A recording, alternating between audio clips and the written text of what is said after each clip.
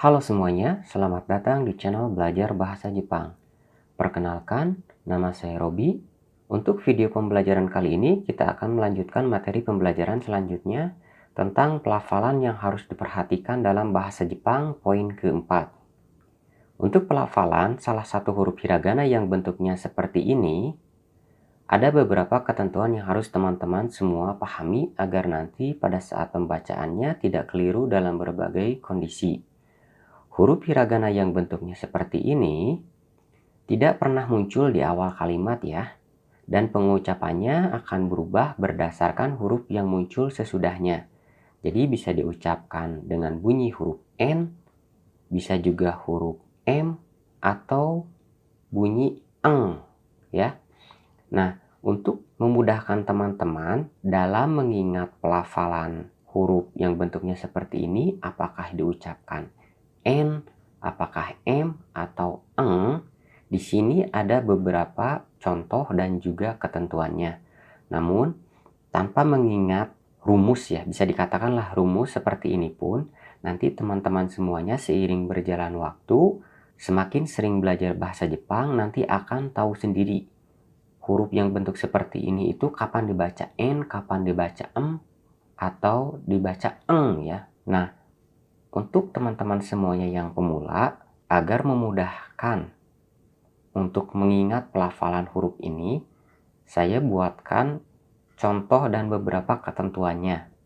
Yang pertama, misalkan di sini diucapkan N, jadi huruf ini itu diucapkan N, apabila sebelum hurufnya itu ada huruf T, D, R, dan N. Untuk lebih jelasnya di sini ada contohnya.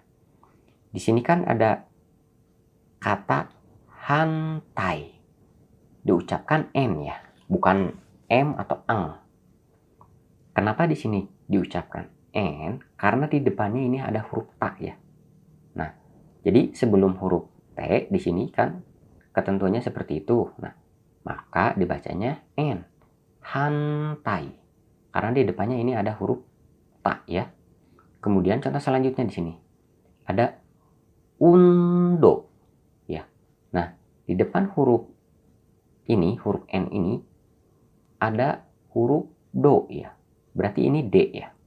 D lihat. Diucapkan sebelum huruf D, berarti bunyinya N. Undo. Kemudian contoh yang ketiga ini ada minna. Minna ya. Nah, huruf selanjutnya ada apa? Huruf N ya, bunyi N.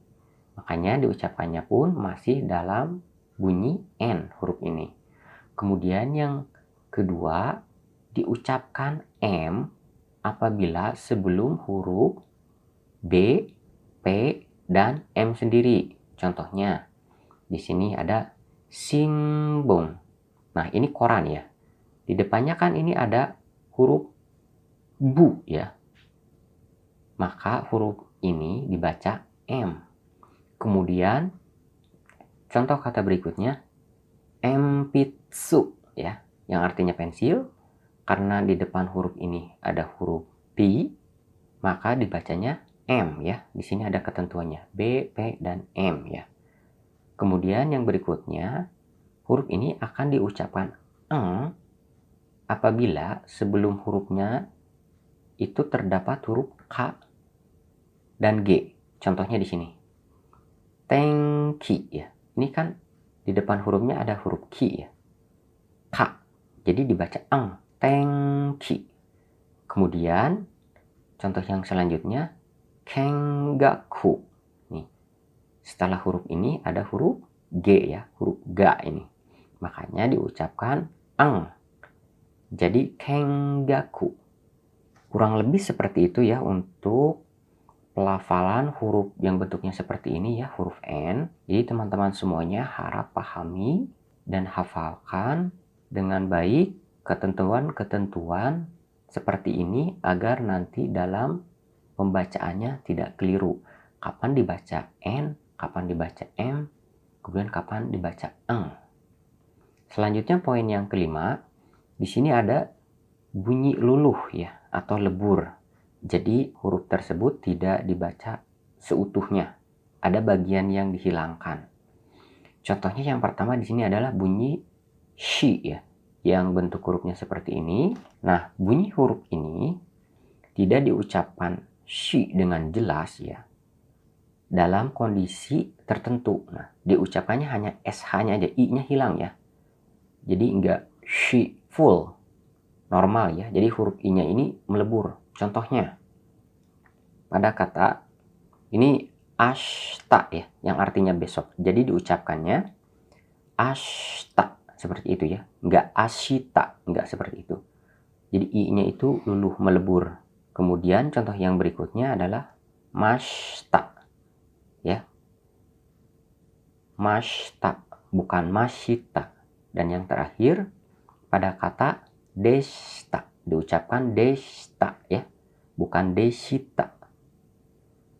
Selanjutnya bunyi U. Nah, apabila dia berada di akhir kalimat, maka bunyi U-nya melebur. Seperti contoh kata berikut ini. Kata des, ini desu. Untuk kata des, yang ditulis desu seperti ini, diucapkannya des ya. Jadi bukan desu. Kemudian kata yang berikutnya, masu. Nah, ini diucapkannya mas ya. U-nya luluh, menghilang. Jadi untuk kesempatan kali ini, teman-teman cukup pahami garis besarnya saja. Nanti seiring berjalannya waktu, jam terbang teman-teman dalam belajar bahasa Jepang, maka beberapa ketentuan seperti ini akan otomatis bisa dipraktikkan sendiri ya, tanpa harus menghafal teori akademiknya apabila masih kebingungan. Jadi tetap semangat belajarnya. Baik, demikian untuk materi lanjutan pembelajaran kali ini. Mudah-mudahan bermanfaat dan bisa terpahami dengan baik. Sampai jumpa di pelajaran selanjutnya. Terima kasih sudah menonton sampai akhir. Otsukare sama desu.